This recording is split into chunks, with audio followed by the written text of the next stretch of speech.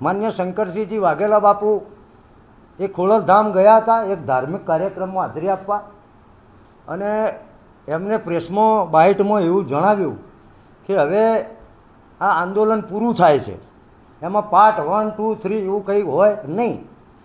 તો એમાં સ્પષ્ટતા કરવાની કે અમારા મોભી આગેવાન છે, પણ આ આંદોલન એક સમગ્ર ક્ષત્રિય સમાજની અસ્મિતા માટેનું હતું. પુરુષોત્તમ રૂપાલાજીએ જે વાણી વિલાસ કર્યો એની સામે હતું. એટલે એમને એવું કહ્યું કે આ આંદોલન પૂર્ણ થાય છે તો એ અમારા આદરણીય જરૂર છે, પણ આંદોલન ક્ષત્રિય સમાજે શરૂ કર્યું હતું, સંકલન સમિતિની 120 સંસ્થાઓએ શરૂ કર્યું હતું, એમાં તમામનો સહયોગ હતો.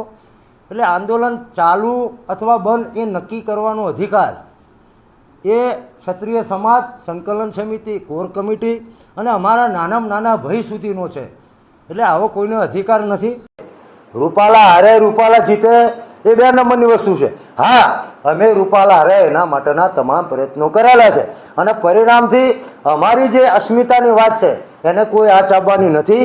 અમે આ આંદોલન છે એને વિરામ આપીએ છીએ. અત્યારે મને ઘણા બધા મિત્રોએ પૂછ્યું કે આંદોલન પૂરું થઈ ગયું? ના, જેમ કોઈ કથા હોય, ભાગવત કથા હોય, અને પછી કથાકાર એમ કે 7 દિવસ પછી કે આજે કથાને વિરામ આપીએ છીએ, એમ આ આંદોલનને અમે અત્યારે વિરામ આપીએ છીએ.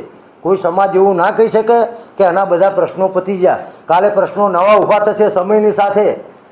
અને હા, તમારા માધ્યમથી એ પણ કહેવા માગું છું કે આ આંદોલન એ કોઈ વ્યક્તિઓ સામેનું હતું જ નહીં, કોઈ સરકાર સામેનું પણ નહોતું, અસ્મિતાની લડાઈ હતી. એટલે અમારી